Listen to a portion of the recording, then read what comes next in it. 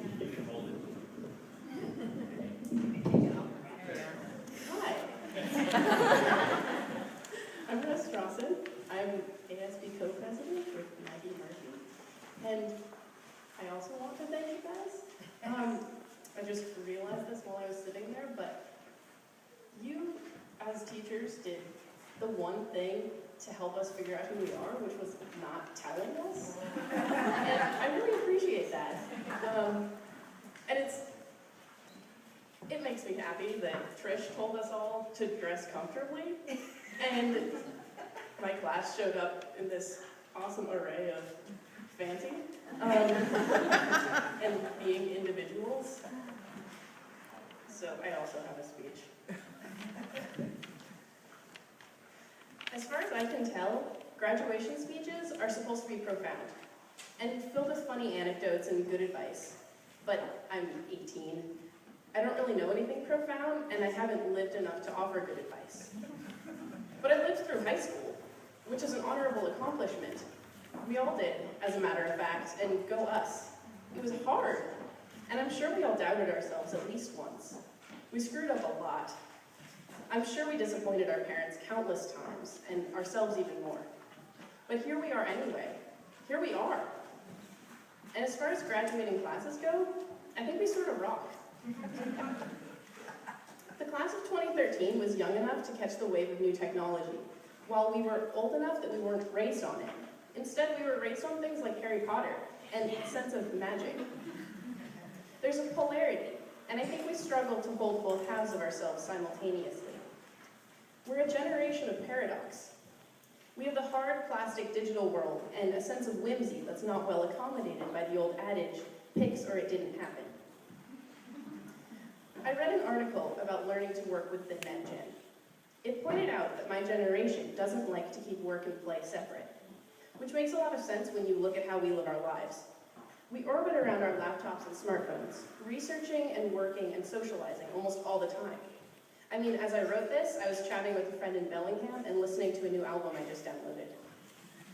Of course we have ADD.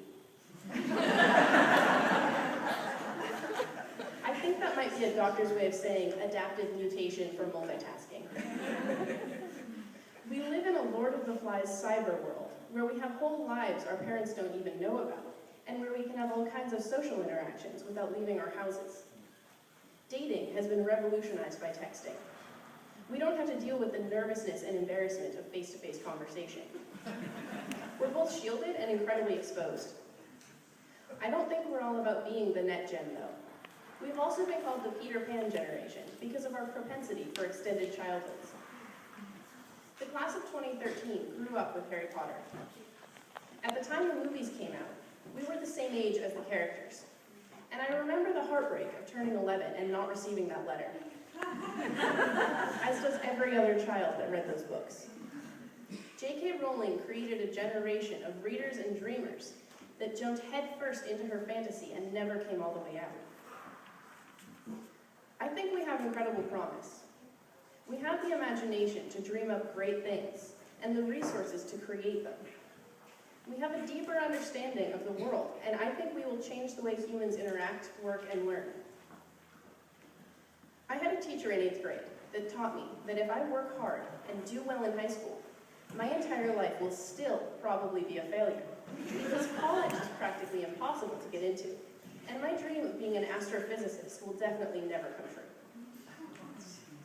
Even though I know she was just bitter and wrong. For the past 4 years, it's felt like the idea of perfection was haunting me. Being the perfect person, the perfect student, and the perfect daughter. It's been a constant battle between trying my absolute hardest and wanting to reject success before it rejected me. I think we all struggle with this paradox too.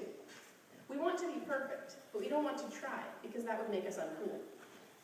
And it's said all the time that nobody's perfect, but we still try to compare, and we assume that someone else is.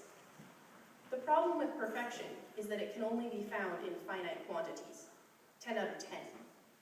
But we're not finite quantities, we're infinite. Infinitely wonderful and infinitely flawed. And how can you score something out of infinity? I'm so glad you can't, because it means that we will keep trying forever and never discover a limit to our greatness. Graduation is the quintessential time for letting go. Now is the time to accept our GPAs, our failed relationships, and our teenage mistakes. To forgive ourselves for not knowing better, or for knowing better and choosing otherwise. To forgive our friends for leaving us alone on Friday nights. It's the time to forgive our parents.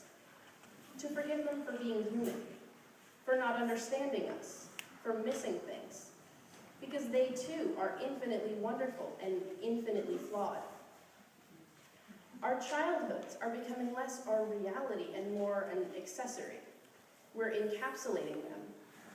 And we'll carry them with us all our lives, whether we've made peace with them or not. So here we go, to infinity and beyond.